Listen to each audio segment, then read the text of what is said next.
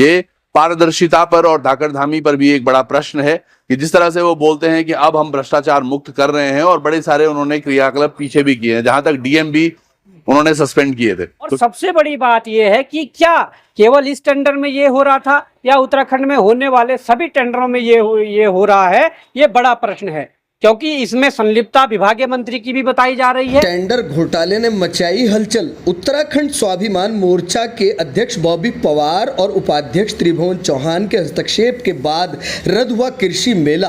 कृषि मेला भ्रष्टाचार में बॉबी पवार और त्रिभुवन चौहान की सर्जिकल स्ट्राइक। रात भर में गायब करोड़ों का माल।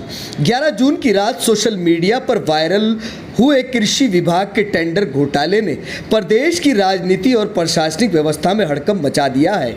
घड़ी कैंट देहरादून स्थित महिंद्रा ग्राउंड में आयोजित होने वाले एग्री मित्र उत्तराखंड 2025 कृषि मेला के लिए राज्य के कृषि विभाग द्वारा जारी किए गए टेंडर का आवंटन 11 जून की रात 9:30 बजे किया जाना था, लेकिन 9 जून को ही वहां कार्य प्रारंभ हो जाना गंभीर सवाल खड़े करता है।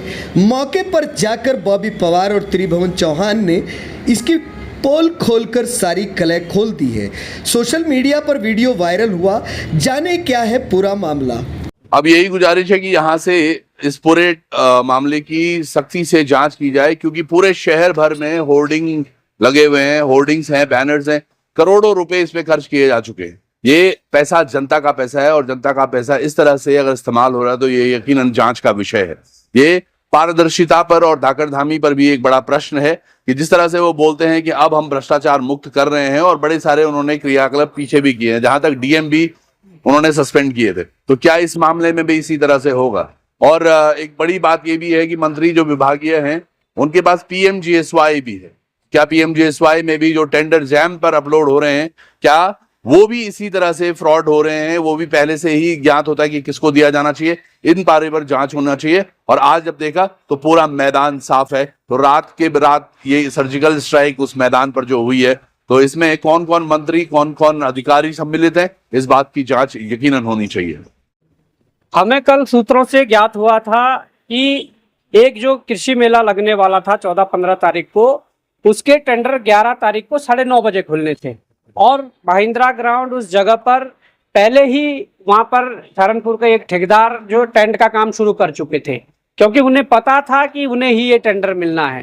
तो ये जो टेंडर प्रक्रिया जो जैम पर ये लगाई गई थी, ये पूरे उत्तराखंड में जो टेंडर हो रहे हैं उसकी पोल खोलते हुए दिख रहा है। और सबसे बड़ी बात ये है कि क्या केवल इस टेंडर में ये हो रहा था या उत्तराखंड में होने वाले सभी टेंडरों में ये हो रहा है, ये बड़ा प्रश्न है, क्योंकि इसमें संलिप्तता विभागीय मंत्री की भी बताई जा रही है, इसमें संलिप्तता विभाग के अधिकारियों की भी बताई जा रही है। ये जांच का विषय है, इस पे जांच होनी चाहिए। और अगर उत्तराखंड सरकार अपने इस पर जांच नहीं करती है तो उत्तराखंड स्वाभिमान मोर्चा जनहित याचिका के रूप में माननीय उच्च न्यायालय नैनीताल में रिट दायर करेगा और इस लड़ाई को लड़ेगा।